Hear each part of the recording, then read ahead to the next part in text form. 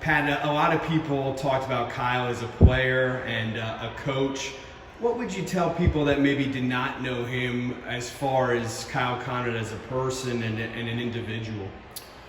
You know, he was always very kind-hearted. You could tell that just talking to him the first time I met him, which was probably about 15, 16 years ago. He coached junior high for us shortly after college. And, you know, he was just, you could just tell he was a genuine person. What does it mean to have so many people from so many different schools come out to this event?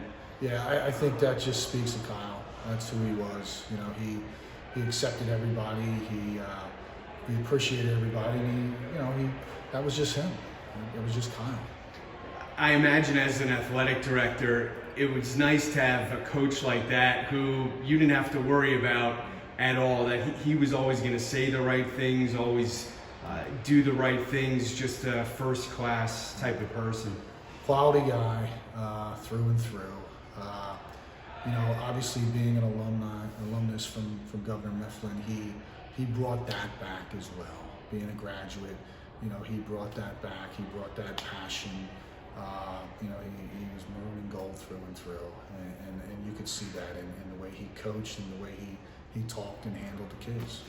I always thought Kyle was such an interesting person because off the court he was as nice as they could come, but you heard a lot of his former college teammates and coaches talk about he was a very intense individual when it came to the game. Yeah, you know, a number of years ago I did play a couple pickup games with him, and he got into it. You know, he was not nice on the court, put it that way. He was so competitive, and he wanted to win, even if it was a 2-on-2 game. But really off the court, totally different.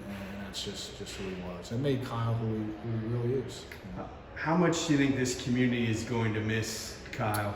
Yeah, you know, it's difficult. The players I know really took to him, you know, again, he's touched so many people in the community. Having grown up here, going through Mifflin all those years, and then obviously coming back as a first and assistant coach, and then the high school varsity coach. It's difficult. Yeah, it's difficult. Well, I appreciate your time. Thank you. No problem.